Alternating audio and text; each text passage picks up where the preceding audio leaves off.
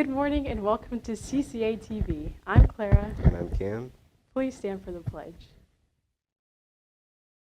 Okay, that was good. That was.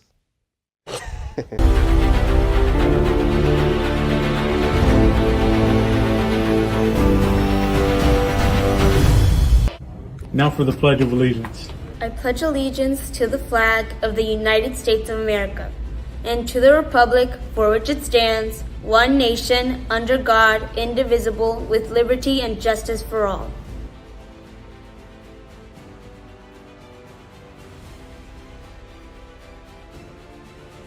Readathon has started, and it's an exciting way to promote literacy throughout the entire school and encourage students to just enjoy their time with a good book.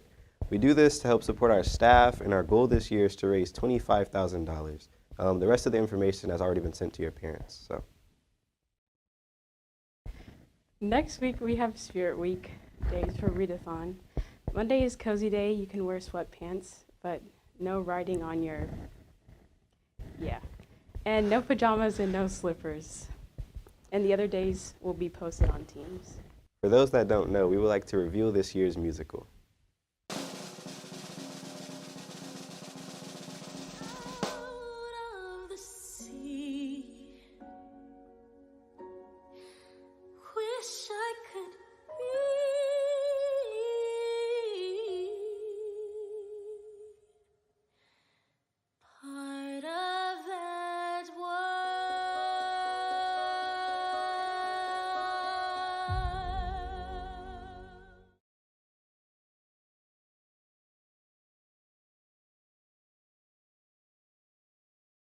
Auditions for the musical will be November 28th and November 29th. You can see the rest of the audition information on Teams. For this day in history, as World War II came to an end in 1945, a pair of Allied peace conferences determined the fate of Germany's territories. They split the defeated nations into 4 Allied occupation zones. The eastern part of the country went to the Soviet Union, while the western part went to the United States, Great Britain, and eventually France. On November 9, 1989, as the Cold War began to thaw across Eastern Europe, the spokesman for Eastern Berlin Communist Party announced a change in the city's relations with the West.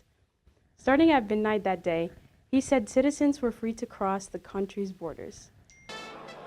From the Berlin Wall specifically, take a look at them. They've been there since last night. They are here in the thousands. They are here in the tens of thousands. Occasionally they shout, Die Mauer muss weg, the wall must go. Thousands and thousands of West Germans come to make the point that the wall has suddenly become irrelevant. Something, as you can see, almost to party on. How do you measure such an astonishing moment in history? The East German government said tonight they were going to make more openings in the wall, at least a dozen more, put bulldozers right through the wall so that more people could cross to the west. The East German communist leadership tonight said there'd be a new election law guaranteeing secret elections which the rest of the world could monitor. And only 24 hours after East Germans were told they could go anywhere, anytime, the Soviet Union said that was a sensible move. Thousands of East Germans came across the border today, perhaps more than 100,000, so many that border police lost count. And at every border crossing, thousands of West Germans there to say welcome.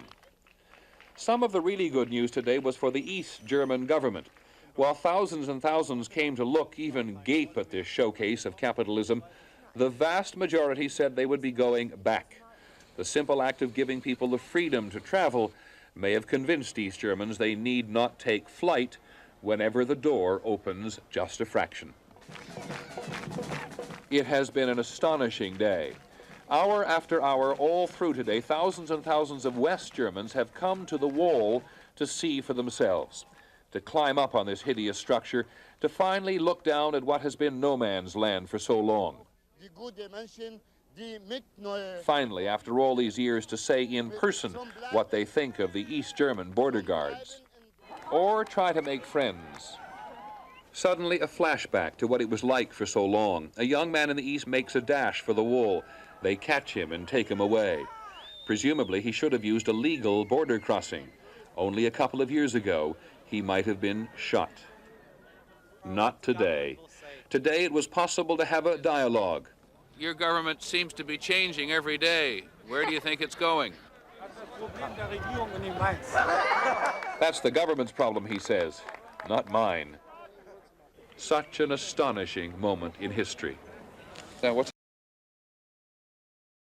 For our 20-second trivia, what U.S. president stood before the Berlin Wall and famously said, "Tear down this wall"?